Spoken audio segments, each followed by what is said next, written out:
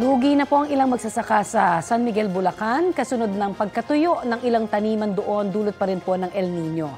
Hindi na raw mapapakinabangan o maaani man lamang ang ilang tanim nilang palay. Ramdam daw sa kanilang taniman ang kakulangan sa tubig sa mga irigasyon dahil sa matinding init ng panahon.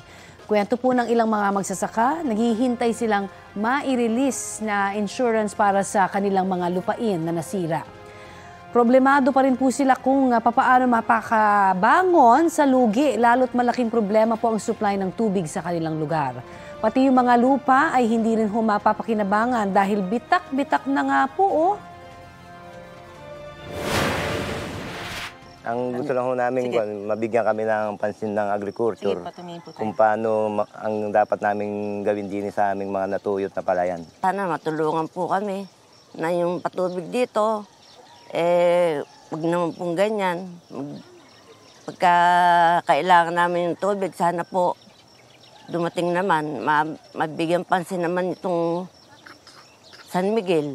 Lalo na po itong sakdalan na laging kinakapos sa tubig. Kapuso, para sa mga maiinit na balita, mag-subscribe sa GMA Integrated News sa YouTube. Sa mga kapuso naman abroad, subaybayan nyo kami sa GMA Pinoy TV at sa www.gmanews.tv.